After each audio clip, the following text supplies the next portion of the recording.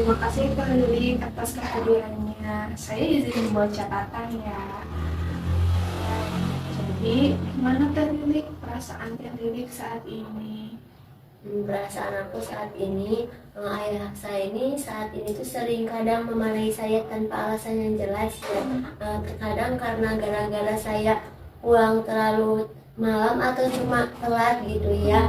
Padahal kan memang ada jadwal kegiatan atau perkuliahan di mana itu tuh lumayan sore ya, belum juga di perjalanan. Nah, di sana tuh saya merasa bingung, terus merasa tidak mengerti kenapa sih gitu ayah saya tuh marah-marah tanpa alasan.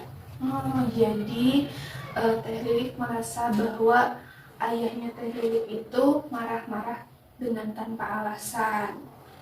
Baik, lalu selanjutnya lagi nih apa yang Teh Lili rasakan lagi selain itu?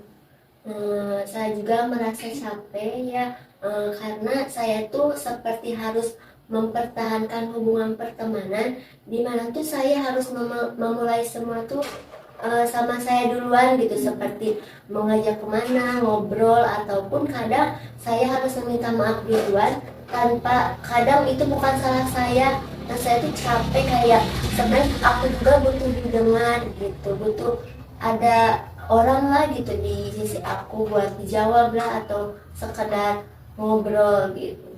Oke, jadi Teh Lilik juga di permasalahan yang kedua merasa capek dengan pertemanan Teh Lilik gitu ya, karena Teh Lilik sering merasa sendiri dan juga sering tidak dihargai ketika Teh Lilik ingin berbicara atau cerita kepada temannya.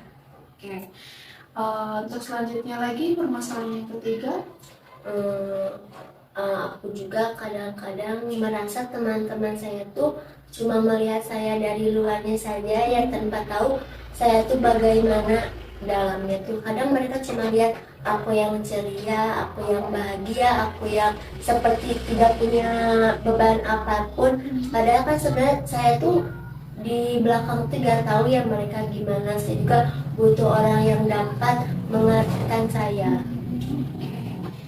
Untuk permasalahan yang ketiga, berarti Teh Lilik merasa orang-orang itu hanya melihat Teh Lilik dari kabar Teh Lilik saja, padahal Teh Lilik juga butuh gitu untuk bisa dimengerti oleh orang lain seperti itu.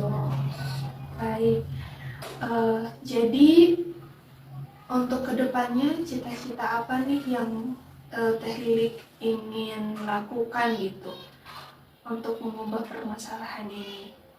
Dari pengalaman yang saat ini saya alami, saya belajar bahwa saya harus lebih memahami atau mengertikan perasaan diri saya dan di sekitar saya ya. Seperti apa namanya teh, ayah saya marah-marah kepada saya tanpa alasan. Di sana saya belajar bahwasannya komunikasi dalam hubungan itu sangat penting ya, agar tidak seperti kita dimarahi terus karena memang tidak ada kabar gitu.